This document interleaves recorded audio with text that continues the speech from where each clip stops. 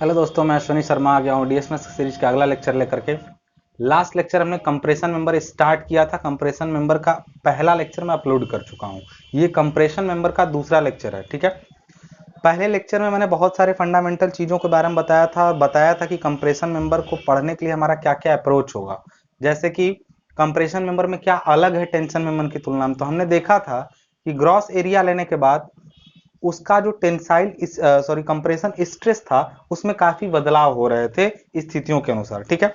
हमने ये समझ लिया था, ये ध्यान से देखिएगा कि जो स्ट्रेंथ निकालना था हम लोगों को, स्ट्रेंथ पी निकालना था, उस पी में क्या था हम लोग का ए ग्रॉस, इनटू था आपका सिग्मा एसी। कुछ याद आया? नहीं याद आया तो पिछला लेक्चर जरूर देख लीजिए, कंप्रेशन मेंबर का इसके पहले का लेक्चर। सिग्मा एसी है और सिग्मा एसी का फॉर्मूला हमने क्या लिखवाया था आपको? Sigma AC is equal to लिखवाया था हमने 0.6 F C C F Y upon F C C to the power N plus F Y to the power N whole to the power 1/n। ये formula हमने आप लोगों को लिखवाया था। अब इस 0.6 देखिए, याद भी इसको करना है तो देखिए दो ही स्ट्रेस हैं, F C C F Y. अब याद करने का सिंपल है कि आप जानते हैं सिग्मा एस सी कुछ नहीं अगर होता तो क्या होता, 0.6 एफ वाई होता कि नहीं होता, बताइए। ये 0.6 एफ वाई होता ना, एफ वाई 250 होता तो 0.6 सिग्मा 80 जब निकाल रहे थे टेंशन में तभी 0.6 तो कर ही रहे थे। तो 0.6 को आप यहाँ ना लिख के याद करने में आसानी इसके लिए आगे कर दीजिए। 0.6 तो वैसे भी रहता है जनरली जो सिग्मा एसी का फॉर्मूला है। अब ये F C C F Y का क्या कॉम्बिनेशन है मैं इसको डिराइव नहीं कराया हूँ क्योंकि मैंने बताया था कि आपके एग्जाम में इसकी कोई जरूरत नहीं है, ठीक है ना। ये इस रैंकाइन के फॉर्मूले से आया हुआ है जो आपने सोम में पढ़ा हुआ है, कॉलम से रिलेटेड फॉर्मूला थियोरेटिकल वहां से आया है। तो एफसीसी की वैल्यू यहाँ पर क्या थी? तो एफसीसी था pi square E upon lambda square, where lambda is equal to L effective upon R minimum. ये चीज मैं आपको समझा चुका था पिछले लेक्चर में कि लैम्डा जो होता है L effective upon R minimum होता है। लैम्डा से एफसीसी निकलेगा और एफसीसी पता रहेगा तो सिग्मा एससी भी आपका क्या हो जाएगा, पता चल जाएगा।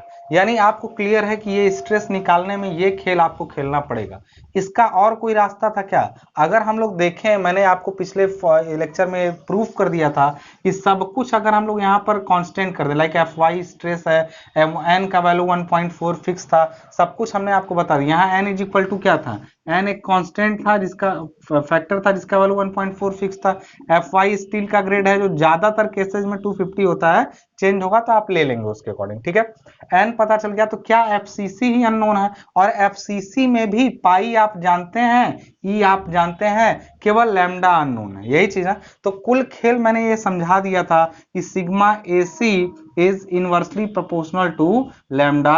ये चीज हम आपको समझा चुके थे कि अगर यहां से आप समझें कि जो सिग्मा एसी है वो कहीं ना कहीं 1/लैम्डा है के प्रोपोर्शनल है। तो अब हमारा खेल सारा किस पर डिपेंड करता है? लैम्डा पर। और लैम्डा का वैल्यू जब निकालते हैं हम लोग तो लैम्डा मतलब स्लेंडरनेस रेशियो। लैम्डा यहाँ पर क्या है आपका? Slenderness ratio. अब स्लेंडरनेस रेशियो में एक चीज समझिए आप, स्लेंडरनेस रेशियो हमेशा जो लिया जाता है वो एल इफेक्टिव मतलब least effective length upon R minimum मतलब लीस्ट रेडियस ऑफ जायरेशन लिया जाता है, मिनिमम रेडियस ऑफ जायरेशन लिया जाता है। इसका अर्थ क्या है, क्यों ऐसा करते हैं हम लोग, इसके पीछे का रीजन समझिए। अब मैं आपको यहाँ पर एक थ्योरी समझाने वाला हूं, उस पर ध्यान दीजिए। सपोज करिए एक कॉलम आपके पास है, ठीक है। ये कॉलम है और ये कॉलम कुछ इस तरह का है, ठीक है, इस टाइप का कॉलम है। आप ये बताइए कि अगर इस पर लोड लगे, ये काफी लंबा, अगर मैं इसको कर दूं, थोड़ा और लंबा कर देता हूं मैं कॉलम को, ये कॉलम यहां पर इस टाइप से है, ठीक है। इस पर लोड लगेगा तो क्या चांस है इस कॉलम को, अगर मैं कहूं कि ये लेटरली बकल करेगा, तो बकल मतलब साइड में झुक जाना, ठीक है। साइड में झुकेगा तो क्या चांस है, ये किधर की तरफ झुकेगा? इसका ये फेस ऐसे झुकने वाला है, ये फेस इस टाइप से झुकने वाला है। देखिए ध्यान से जरा,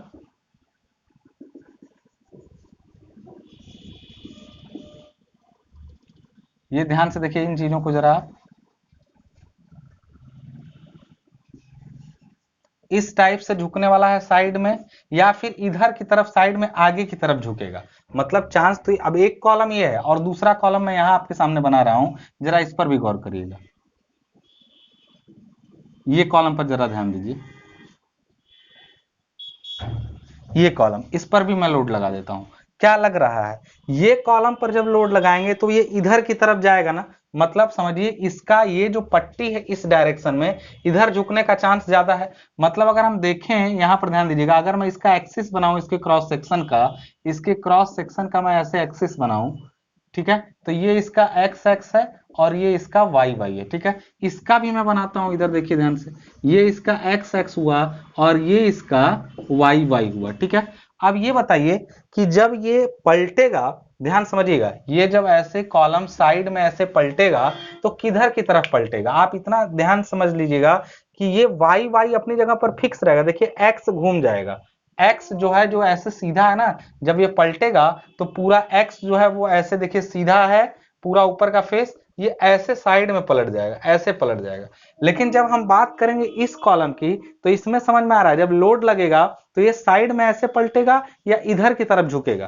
तो अगर आप ध्यान से इसको देखेंगे तो ये जो एक्स एक्स है ना वो फिक्स रहेगा और वाई वाई ऐसे रोटेट कर जाएगा। मतलब इसका क्या समझे हम लोग कि अगर इस कॉलम में और इस कॉलम में अंतर देखें तो ये कॉलम लैटरली इस डायरेक्शन में मूव करने की टेंडेंसी रखता है, लोड लगने पर इस डायरेक्शन में वो बकल करेगा, जबकि ये वाला कॉलम जो है वो आगे या पीछे की तरफ बकल करेगा। दोनों में अंतर क्या है आपने देखा, बस मैं इसको घुमा के रख दिया हूं, कॉलम को एक बार इधर की तरफ, मतलब इसकी गहराई उधर कर दिया हूं, ये इसका जो है डी ज्यादा है और बी ये जो है वो कम है, और यहाँ पर देखिए बी ज्यादा है और यहाँ पर इसका डायरेक्शन में डी क्या है, कम है।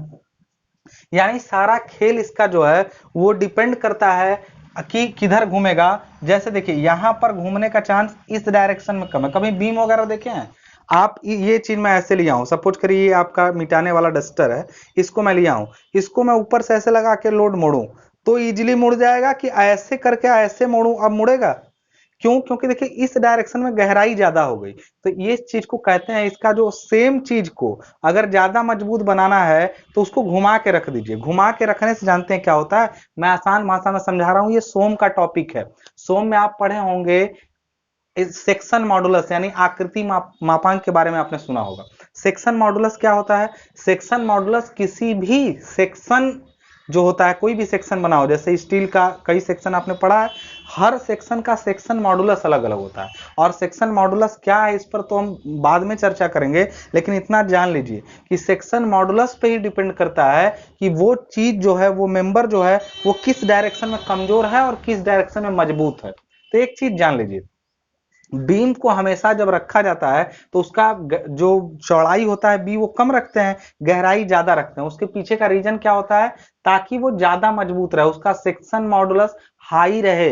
इस चीज का ध्यान रखिएगा, सेक्शन मॉडुलस जितना हाई रहेगा उसके डिफ्लेक्ट होने के चांसेस उतना ही कम होंगे। ये छोटी सी बात है, इस पर बहुत बड़ी चर्चा हम लोग कर सकते हैं कि अगर सेक्शन मॉडुलस कितना रहेगा तो उसका क्या असर पड़ सकता है, और सेक्शन मॉडुलस किस सेक्शन का सबसे ज्यादा होता है। आपने आई सेक्शन के बारे में सुना होगा, which is mostly used section for a beam.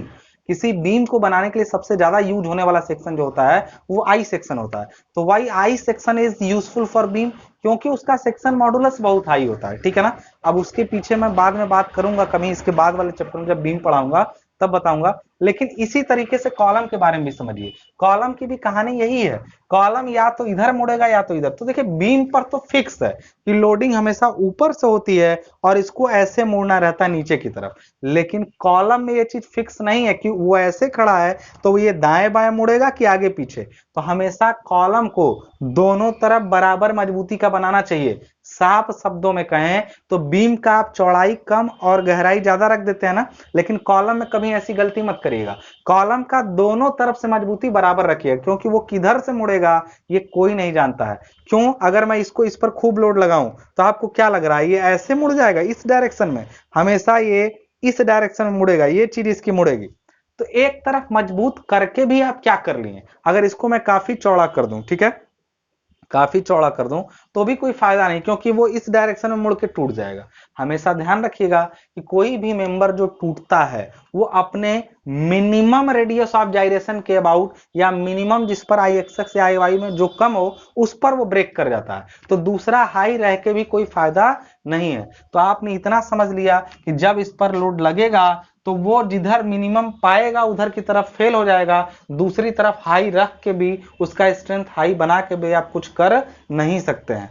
इसका अर्थ समझे आप, आर मिनिमम क्यों लेते हैं। और आर मिनिमम आप जानते हैं, आर का मिनिमम का वैल्यू आर क्या होता है, आर जो होता है, जो मिनिमम रेडियस ऑफ जाइरेशन होता है वो अंडर रूट आई बाई ए होता है। ये सब मैं आपको बता चुका हूं, अंडर रूट आई बाई ए। तो आई आर मिनिमम तभी होगा यहाँ, क्योंकि देखिए किसी भी सेक्शन का जो आई निकालते हैं, आप ये सब फर्स्ट ईयर सेकेंड ईयर में सीख चुके हैं। जो आई होता है वो बेसिकली, अगर मैं कोई कॉलम लूं, मान लीजिए ये मैंने ऐसे लिया, ठीक है, ये आयताकार सेक्शन हमने ले लिया, एक रेक्टेंगुलर सेक्शन। ये बताइए ये बी है, ठीक है, इसकी चौड़ाई बी है, ये डी है। तो बता सकते हैं इसका आई एक्स कितना होगा, आई एक्स कितना होगा। तो याद करिए आपने पढ़ा था आई एक्स इसका जो होगा वो बी डी क्यूब बाई 12 होगा, बी डी क्यूब बाई 12 होगा। और आई वाई वाई क्या होगा, आई वाई वाई तो वो db क्यूब बाई 12 होगा, ठीक है ना। अगर आई वाई वाई कहूं मैं यहाँ पे तो वो db क्यूब बाई 12 होगा। तो दोनों निकाले हैं, यहाँ पर कौन सा आई रखें बताइए, आई वाई वाई कि आई एक्स एक्स। एक चीज जान लीजिए, मैं बहुत ज्यादा ना पढ़ा के बस इतना बता दूं, यहाँ पर मिनिमम वाला आई रखा जाएगा। तो कैसे पता चलेगा बताइए, यहाँ d का क्यूब हो रहा है और यहाँ b का क्यूब हो रहा है, कौन ज्यादा है, d वाला ना। डी देख रहे हैं ज्यादा है, तो जाहिर सी बात है इसका आई एक्स क्या होगा, ज्यादा होगा। यहाँ पर बी का क्यूब हो रहा है और बी का देखिए यहाँ छोटा है, तो बी वाले में आई वाई वाई इसका क्या होगा, कम होगा। अब ये सब बहुत डिटेल ना बता के बस इतना जान लीजिए, क्योंकि देखिए ये जो टॉपिक है वो अपने आप में अलग टॉपिक है, ठीक है। इस पर मैं बहुत लंबी चर्चा कर सकता हूं। इनर्शिया का कॉन्सेप्ट मैं आपको पूरी तरह से समझाऊंगा जब कभी सोम पढ़ाऊंगा। तो बस इतना जान लीजिए कि यहाँ पर जो आई एक्स एक्स और आई वाई वाई हैं उनमें कोई एक बहुत ज्यादा होता है और कोई एक बहुत कम होता है, ठीक है, इनर्शिया। तो हमें कम वाला इनर्शिया लेना पड़ता है, क्योंकि जिस एक्सिस के अबाउट इनर्शिया कम होगा, जैसे यहाँ पर देखिए आई वाई वाई के अबाउट देखिए ये वाले पर मुड़ने का चांस अच्छा है, इधर नहीं मुड़ेगा, इधर मुड़ने का चांस आसान है। ये कोई बीम होती तो इस तरह ये पटरा होता, सोचिए कोई बीम या लकड़ी का कोई तख्ता या प्लैंक होता तो इस डायरेक्शन में आसानी से मुड़ जाता इसके वाई वाई के अबाउट, लेकिन एक्स एक्स के अबाउट बीम बनाएंगे तो जल्दी ये मुड़ेगा नहीं। हमेशा ध्यान रखेंगे कि आर मिनिमम निकालते समय आई मिनिमम रखेंगे, जो कि जरूरी नहीं कि आई वाई, अभी बीम को हम घुमा देंगे ना, ऐसे रख देंगे, बीम को ऐसे ना रख के ऐसे रख देंगे, तब क्या कहेंगे, तब एक्स एक्स कम। देखिए अब इसको झुकाना आसान है, इस पर देखिए ये एक्स एक्स हो गया, बताइए इस पर लोड लगेगा तो ये जल्दी झुकेगी बीम या ये झुकेगी, ये झुकेगी, क्योंकि इसका एक्स एक्स कम हो गया। क्यों, क्योंकि यहाँ पर देखिए बी और डी इसका कम हो गया, डी, तो बी डी क्यूब बाई जब 12 करेंगे तो यहाँ तो डी कम हो गया, और डी बी क्यूब बाई 12 करेंगे इसका, इस वाले का, तो इसका डी बी क्यूब यानी वाई वाई के अबाउट ये ज्यादा मजबूत हो गया।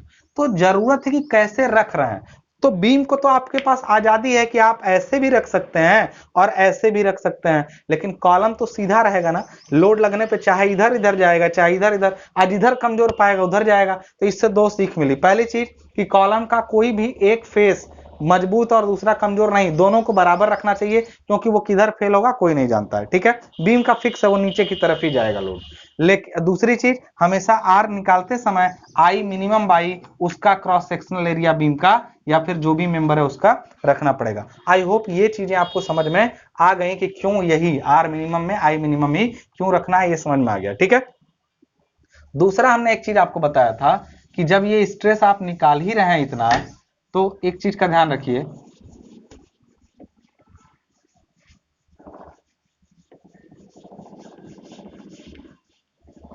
कि इसको निकालने के लिए पहला चीज तो आपको चाहिए आर मिनिमम। और ये जान लीजिए कोई भी सेक्शन आप लेंगे ना जो आपको न्यूमेरिकल में देगा, उसका आर मिनिमम आपको निकालने की जरूरत पड़ती है दोस्त। जब पड़ेगी ना तब मैं बताऊंगा कि क्यों इसको, अच्छा जब नहीं जरूरत है। अब मैंने कहा कि मान लीजिए एक एंगल सेक्शन है, इस टाइप से कोई एंगल सेक्शन है, क्वेश्चन में दिया कि इसका आप कंप्रेसिव स्ट्रेंथ निकालिए, तो इसका आर ना डायरेक्टली आप जाके पढ़ सकते हैं, कहां से बताइए, टेबल से। लेकिन एक बात बताइए, जब ये एंगल है और इसके साथ एक और एंगल ऐसे जोड़ा जाएगा, सपोज करिए एक और एंगल इसके साथ ऐसे जोड़ दिया गया किसी प्लेट के मदद से, ये प्लेट ऐसे लगी, ऐसे जोड़ दिया गया।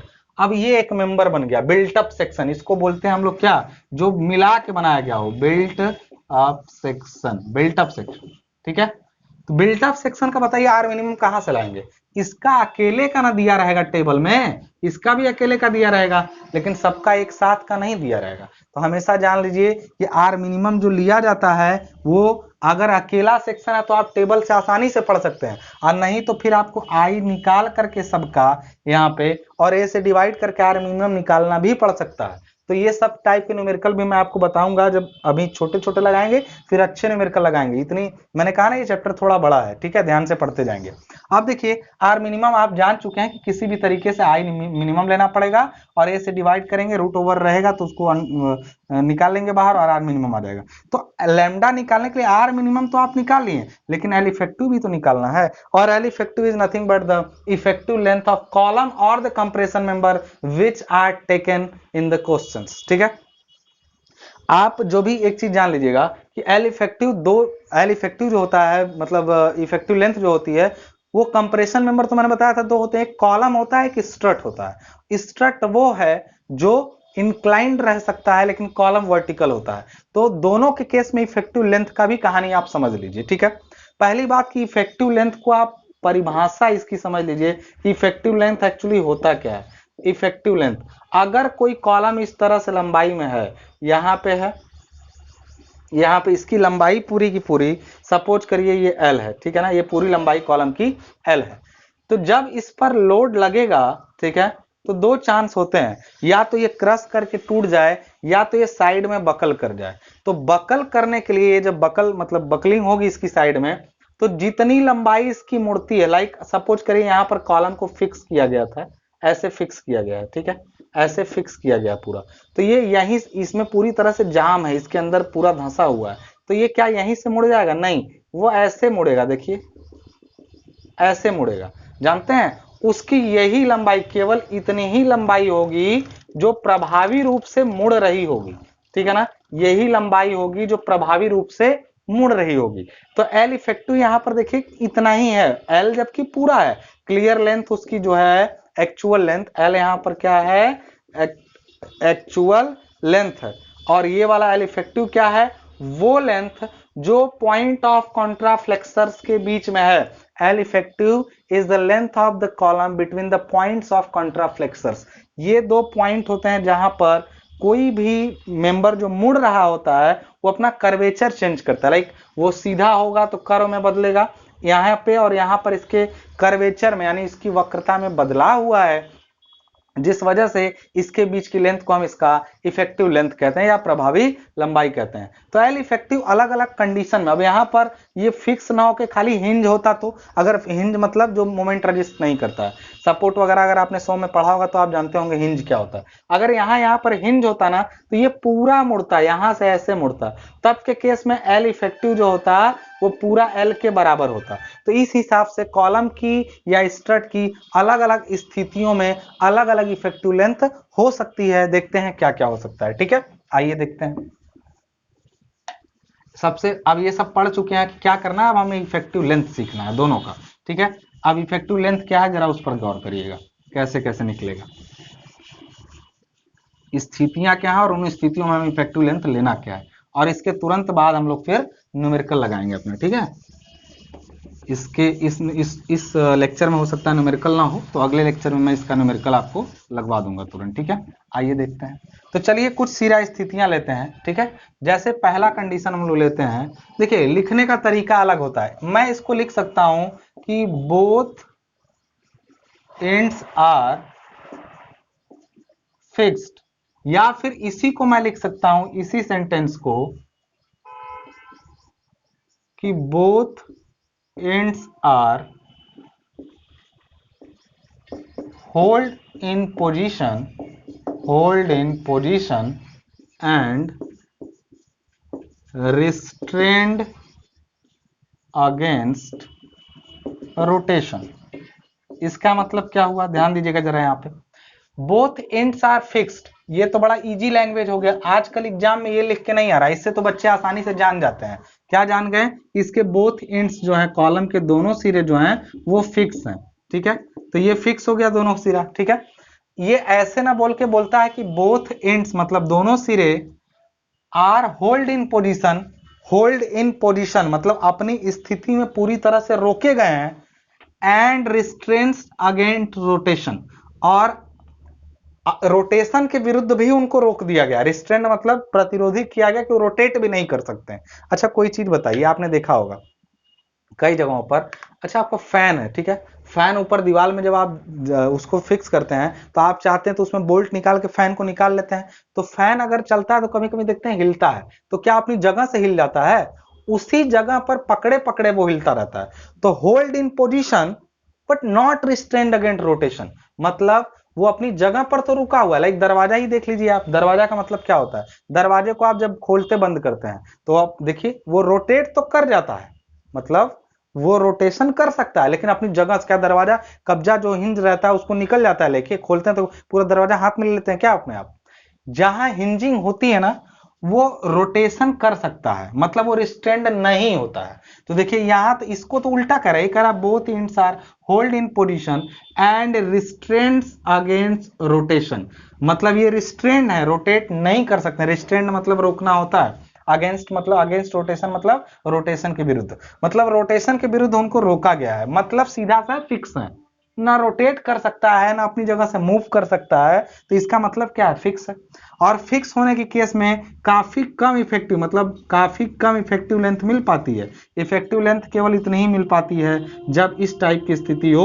इस केस में एल इफेक्टिव ये लंबाई होती है which is equal to this one is L, if this one is L तो एल इफेक्टिव 0.65 एल, ठीक है।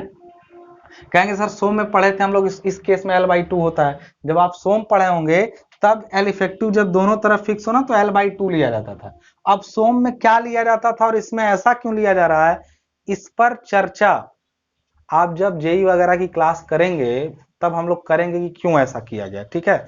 सोम वाला कहानी अलग था और इसमें आप करेंगे तो अलग। तो देखिए अभी तो आपको लग रहा है डीएसएमएस में जब आप जेई का एग्जाम देते हैं या आगे कॉम्पिटिटिव एग्जाम देते हैं तो क्वेश्चन ऐसे पूछता है कि if both ends of a column is are hold in position and distance against rotation, then effective length will be, तो ऑप्शन रहेगा 0.65 L, 0.5 L, इस टाइप से ऑप्शन रहेंगे। तो कौन सा सही करेंगे ये डिपेंड करेगा कि आप उस, अच्छा उसमें ये भी नहीं देखा रहेगा कि आप डीएसएमएस पढ़ रहे हैं कि सोम पढ़ रहे हैं, सारा पेपर एक ही में मिक्स आता है, जितने सब्जेक्ट आप फाइनल ईयर तक पढ़ेंगे सब आपस में मिक्स आएगा। तो उस केस में क्या करना है ये सब के बारे में जानकारी अगर आप चाहते हैं तो जेई की क्लास का वेट करिए, जब कभी मैं जेई जूनियर इंजीनियर की क्लास लूं तो, ठीक है। तो वो सब तो बाद में बात करेंगे, लेकिन फिलहाल के लिए अभी ये याद करना है आपको, डीएसएमएस के लिए आपको। दूसरा चीज इसमें बोलता है, दूसरा अगर बोलता कि अच्छा इसमें 0.65 है लेकिन काफी कम हुआ, ठीक है ना। अब एक केस ये बोल सकता है कि one and is fixed and other one is free, other one is free. इसका अर्थ बताइए आप ही लोग क्या हुआ? वन एंड इज फिक्स्ड यानी एक सिरा तो इसका फिक्स है, लेकिन ये इसका डायग्राम मान लीजिए है, इस वाले का डायग्राम मैं यहां बना रहा हूं, ठीक है। One and is fixed and other one is free, इसका मतलब समझिए जरा। इस केस में एक सिरा तो यहाँ पर हिंज, हिंज का मतलब ये खाली रुका है अपनी जगह पे, हिलेगा तो नहीं अपनी जगह से लेकिन रोटेट कर जाएगा, मतलब ये रोकेगा नहीं, कुछ इस टाइप से कंडीशन बनेगी, ठीक है। तो ये बताइए इसकी लंबाई तो इफेक्टिव वाली देखिए इसकी तुलना में ज्यादा, ये इतना ही है, ये ज्यादा है, तो ये कितना होगा?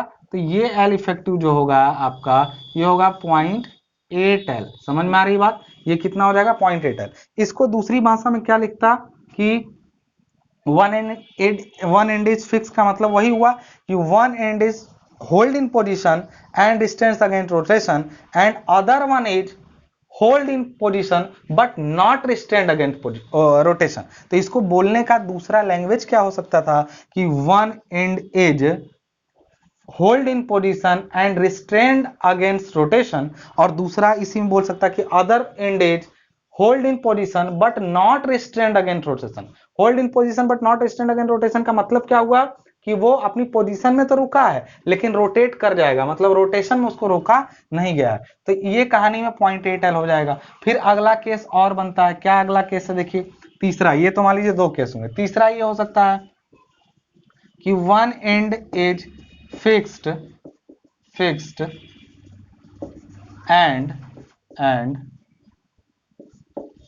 अदर वन इज फ्री, मतलब एक तो फिक्स हो दूसरा फ्री हो, मतलब एक को ऐसे फिक्स किए हैं और दूसरे पर कोई दिक्कत नहीं, फुल्ली फ्री हो गया। तो इसका कहेंगे सर एल इफेक्टिव कितना होगा, तो ये 2L के बराबर। ये थियोरेटिकली लिया जाता है, ये मत सोचिएगा सर ये इससे ज्यादा कैसे बढ़ जाएगा, बंधु लिया जाता है क्योंकि दूसरा पूरी तरह से फ्री होता है तो इसके बकल करने के चांस। ऐसा कॉलम देखें ऊपर से फ्री, बिजली का खंभा देखें कभी, बिजली का खंभा ऊपर से फ्री होता है पूरी तरह से, तारें जब बंधी हुई हो तो कभी कभी उसको रोक दिया जाता है एक ही डायरेक्शन में, वो अलग केस है, ठीक है। चौथा केस आपका क्या है कि both ends are hinged, both ends are hinged, या इसी को क्या लिख सकता है, इसी को लिख सकता है कि both ends are hold in position but not restrained against rotation। जिन लोगों को लग रहा है कि सर अंग्रेजी बहुत बोल रहे हैं, बंधु ये अंग्रेजी नहीं है, यही हिंदी है। इतना अगर नहीं जानते हैं आप, अगर इतने को आप छोड़ के भाग रहे हैं, सोच रहे हैं कि मैं कर लूंगा, तो एक चीज जान लीजिए, सरकार आपको धोखा दे रही है कि इंजीनियरिंग की पढ़ाई हिंदी में हो रही है और आप अपने आप को धोखा दे रहे हैं। चिंता मत करिए, जैसे ही एग्जाम निकालने की बारी आएगी कंपटीशन की ना, या आपने सीनियर से कभी बात करिए कि क्या बिल्कुल हिंदी पढ़ के हो जाना है काम, तो आपको जवाब मिल जाएगा। तो आप कुछ चीजें, और मैं इंग्लिश नहीं पढ़ा रहा हूं, मैं बार बार कह रहा हूं, इतना हिंदी में काउंट होता है, इतना आपको जानना ही पड़ेगा। इतना समझेंगे तभी आप अच्छे तरीके से आगे अपनी नौकरी ले पाएंगे, इतना आपको जानना पड़ेगा। मतलब मैं अच्छी तरह से समझा दिया हूं, पढ़ेंगे तो ऐसा नहीं, भाग मत जाइए, इसको फेस करिए, इतनी इंग्लिश जरूरी है। अब दूसरी चीज यहां पर ध्यान दीजिएगा, अगर मैं इसका डायग्राम बनाऊं तो क्या होगा, दोनों ही सिरे क्या है, हिंज है, तो कॉलम आपका ऐसे है, पूरा का पूरा लंबाई मुड़ेगा, तो यहाँ एल इफेक्टिव जो होगा इसके साथ का वो एल के बराबर लिया जाएगा, ठीक है ना। 4 कंडीशन मैंने बताई, और भी 3 कंडीशन है इसमें और ये कंडीशन है कि जो दूसरा सिरा फ्री था उसको पार्शियली फ्री कर दें। पार्शियली फ्री का मतलब कि इसको अपनी जगह पर से ये मूव तो कर सकता है बट रोटेट नहीं कर सकता, मूव कर सकता है, उस केस का एक, लेकिन आपको जरूरत नहीं है, किताब में आपके दिए आप पढ़ सकते हैं। जैसे अगर मैं इसको ऐसा कर दूं कि ये फ्री तो है but not free to rotate, for only it only can change its position but it can not rotate, तो उस केस में एल इफेक्टिव अलग होगा। मतलब टोटल 7 कंडीशन हो सकते हैं इसके, या और भी अभी तक। तो इस स्थिति में देखा जाए तो अभी आपको इन्हीं चारों की जरूरत है, और भी हैं लेकिन उनकी जरूरत आपको नहीं है, दैट इज व्हाई मैं डिस्कस नहीं कर रहा हूं। तो कॉलम का केस आपको समझ में आ गया, या तो दोनों फिक्स रहेगा या तो दोनों हिंज रहेगा, ठीक है। और एक अगर हिंज है तो एक फिक्स रहेगा, और एक अगर फिक्स है तो दूसरा क्या हो जाएगा, फ्री हो जाएगा। कहेंगे सर एक हिंज कर दें और एक फ्री कर दें, तो भैया कोई चीज नीचे हिंज ऊपर फ्री होगी ना तो वो गिर जाएगी, वो खड़ी नहीं रह पाएगी। कहीं दिमाग में आ रहा हो कि सर इसको आप फिक्स तो करके छोड़े, हिंज करके भी छोड़ दीजिए, हिंज करेंगे किसी चीज को और वो रोटेट तो कर नहीं पाएगी तो वो दूसरी तरफ से गिर जाएगी, ऐसा दिमाग में खुराफात मत लाइएगा, ठीक है। तो आप इन चीजों को समझ लीजिए कि कॉलम का ये सब किसके लिए था, कॉलम के लिए। अभी मैं स्ट्रट के लिए नहीं बताया हूं इफेक्टिव लेंथ, स्ट्रट कहां होती है और उसका इफेक्टिव लेंथ कैसे लेना है उसके बारे में समझ लेते हैं, ठीक है। चलिए आइए देखते हैं स्ट्रट की क्या कहानी बनेगी। देखिए स्ट्रट में 2 टाइप के मेंबर होते हैं, ठीक है। स्ट्रट में मेंबर कितने टाइप के होते हैं, 2 टाइप के। मान लीजिए ये कोई ट्रस है, ठीक है, ये ट्रस है,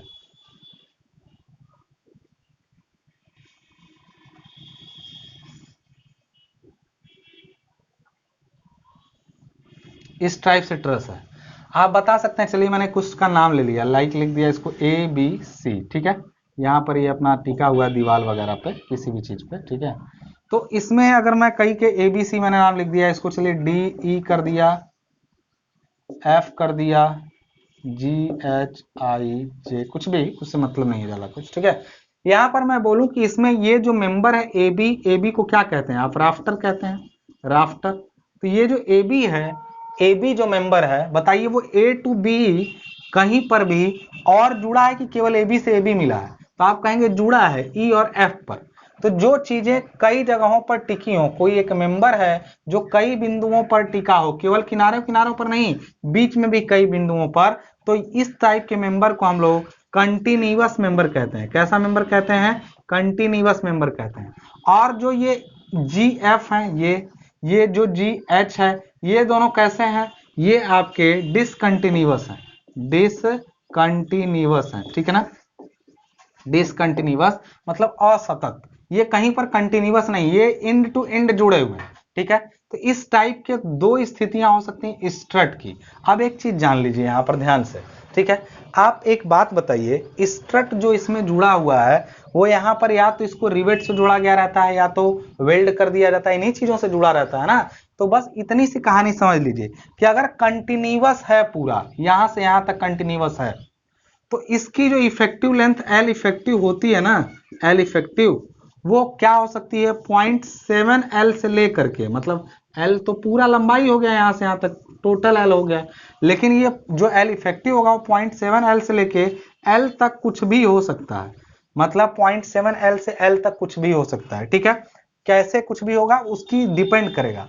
क्यों? देखिए जरा, अच्छा ये बताइए, कोई एक हम यहाँ पर स्ट्रट लिए, ठीक है, इसमें एक रिवेट यहां लगाए और एक रिवेट यहां लगाए, रिवेट लगाए, रिवेट का मतलब समझिए रहे ना, होल करके इसके अंदर पहना दिए। अब बताइए जब इस पर लोड या कंप्रेशन लगेगा तो ये बकल पूरा ऐसे करेगा, इस टाइप से, इस टाइप से बकल करेगा, या आधी लंबाई? आप ये जानते हैं कि जब इसको इस टाइप से एक रिवेट लगता है ना तो वो उसमें घूम सकता है, लेकिन अगर ऐसा हो, ध्यान दीजिएगा इस पे, जरा ध्यान दीजिएगा इस वाले डायग्राम पे, तो अगर यहाँ पे दो दो रिवेट लगा देना तो क्या ये इसके अंदर घूमेगा? आप इसको अगर मिटा के समझिए जरा, तो मैं एक एक यहाँ पर ऐसे लिया हूं, इसमें एक रिवेट लगा है, इस पर लगाएंगे तो जानते क्या होगा? ये चुपचाप ऐसे घूम जाएगा, पूरा का पूरा ऐसे घूम जाएगा। देखिए ध्यान से, लोड लगाए और घूम गया। लेकिन जब इस पर ऐसे लोड लगाएंगे, ध्यान दीजिएगा, तो ये ऐसे मुड़ेगा, घूमेगा नहीं। मुड़ने और घूमने में अंतर समझ रहे हैं? ये टर्न किया है, इसी पर हिंज है, एक तरह से देखिए ये हिंज हुआ, हिंज है, रोटेट कर गया, अपनी जगह को नहीं छोड़ा, रोटेट कर गया। लेकिन इस पर जब आप दो से अगर इसको कसे हैं, या फिर दो रिवेट की जगह पर आप इसमें वेल्डिंग कर दिए हैं, तब के केस में ये मुड़ेगा, ये घूमेगा नहीं इजिली। तो इसका अर्थ क्या समझे आप? जब दोनों सिरों पर एक एक रिवेट या एक एक बोल्ट लगे हों, एक एक रिवेट या एक एक बोल्ट लगे हों, तो एल इफेक्टिव जो रहता है, एल इफेक्टिव, वो एल यानी पूरा एल के बराबर। क्यों? क्योंकि पूरी लंबाई मुड़ती है, ठीक है। लेकिन अगर दो बोल्ट लग जाए, लाइक अगर यहां पर दो बोल्ट या दो रिवेट लगे और उसके साथ साथ, या फिर ये न लग के जैसे देखिए 2 वोल्ट, अब ये मुड़ेगा ना तो ये कुछ इस टाइप से मुड़ेगा, कुछ इस टाइप से मुड़ेगा, इस चीज का ध्यान रखिएगा, ये इस टाइप से मुड़ेगा, क्योंकि कुछ देर तक इसको, अब इसका एल इफेक्टिव जो लिया जाएगा ये वाला, वो कितना लिया जाएगा? L effective. तो इस केस में 0.85 एल लीजिएगा। किसी भी स्ट्रट में अगर दोनों सिरों पर दो बोल्ट लगे हैं, दो बोल्ट दो रिवेट लगे हैं, तो इसकी लंबाई घट जाएगी और कितनी हो जाएगी? 0.85 एल। और अगर एक एक बोल्ट या एक एक लगे हैं तो इस केस में इसकी लंबाई पूरी की पूरी एल ली जाएगी। ये मजबूत हुआ कि ये, तो ये मजबूत हुआ, तो लंबाई क्यों घट गई? Effective length. तो अच्छा ही ना है, इफेक्टिव लेंथ जितना घटता है, आप समझिए, आप याद करिए जरा, लैम्डा क्या हो रहा था? L effective upon R minimum. याद करिए, एल इफेक्टिव जितना कम होगा लैम्डा भी उतना ही कम होगा, और लैम्डा कम होगा ना तो स्ट्रेस लेने की शक्ति बढ़ती थी, लैम्डा कम होता था तो स्ट्रेस लेने की शक्ति बढ़ती थी। तो अच्छा ही ना है, ये स्ट्रेस लेगा अच्छा खासा, ये वाला उतना नहीं लेगा क्योंकि इसकी इफेक्टिव लेंथ ज्यादा है। पहली चीज तो ये जान लीजिए कि इफेक्टिव लेंथ कैसे, अरे कंटिन्यूअस वाले का ऐसे लिए और डिसकंटिन्यूअस वाले का भी ऐसे ही लेंगे। डिसकंटिन्यूअस मतलब जो ये वाले हैं ना, जीएच और जीएफ, इनमें भी यही कहानी है। इनमें भी अगर एक बोल्ट यहां पर जुड़ा हो तब के केस में पूरा का पूरा लंबाई ले लेंगे। अगर दो बोल्ट जुड़ा हो या दो बोल्ट ना जुड़ के, आप ही सोचिए, इसका कुछ सिरे पर ऐसे वेल्डिंग कर दी गई हो, वेल्डिंग कर दी गई हो, तब भी 0.85 एल लेंगे। मतलब स्ट्रट में केवल दो कहानी, क्या कहानी? एक बोल्ट या रिवेट लगा है तब के केस में पूरा लंबाई लेना है, और अगर 2 बोल्ट या रिवेट लगे हैं या वेल्डिंग कर दी गई है तो इस केस में 0.85 L लेना है। खत्म, बस यही 2 चीज याद रखना है आपको, ठीक है। लेकिन एक चीज और याद रखिए, तो इफेक्टिव लेंथ से रिलेटेड बात हो गई, बस इतना जान लीजिए। अच्छा, इफेक्टिव लेंथ निकालते, लैम्डा निकालते, फिर एसी निकालते ना, ये वाला बड़ा कमजोर स्ट्रट हुआ, क्योंकि इसकी एल तो काफी ज्यादा हो गया, इफेक्टिव एल के बराबर हो गया। दूसरा, इसकी जो सिग्मा जो स्ट्रेंथ होती है ना सिग्मा एसी, वो जो एक्चुअल सिग्मा एसी होता है उसका 0.8 लिया जाता है। ये चीज ध्यान रखिएगा। कैसे, मैं इसको ऐसे समझा देता हूं, यहां समझिएगा।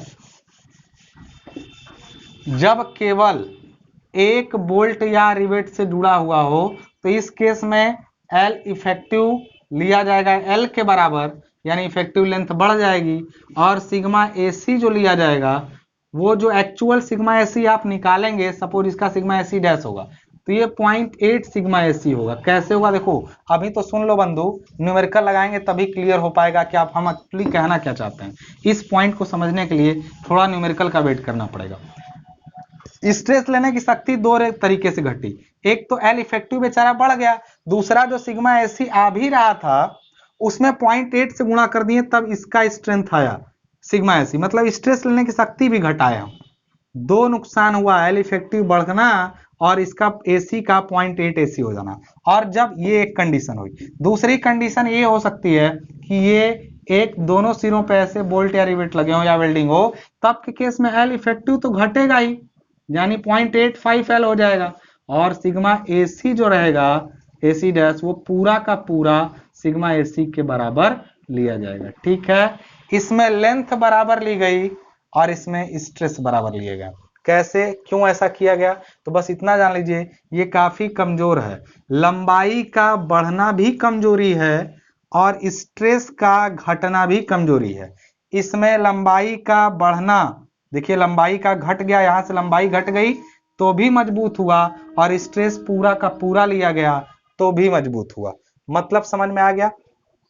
तो कहेंगे कि जब हमें ऐसा कोई मेंबर देगा स्ट्रट, तो हम इस नियम को याद रखेंगे। कैसे करेंगे वो अगला ही लेक्चर में आप समझ पाएंगे। ठीक है, तो अगर आपको ये वीडियो पूरी तरह से समझ में आ गया है तो देखिए, पूरी बातें तो नहीं समझ में आई, क्यों, क्योंकि ये ऐसा यहां पर आपको थोड़ा सा लगेगा कि सर कब क्या करें, तो चिंता मत करिए, अगला जो न्यूमेरिकल लगेगा ना वो आपके इस कॉन्सेप्ट को एकदम क्लियर कर देगा, पूरी तरह से क्लियर कर देगा। तब तक के लिए वीडियो को अपने दोस्तों तक पहुंचाइए। काफी लोगों के मुझे अच्छे अच्छे मैसेज मिले, उनका मैं तहे दिल से धन्यवाद करता हूं। इसी तरह वीडियो को अपने दोस्तों तक पहुंचाइए, चैनल को काफी आगे ले जा रहे हैं आप लोग।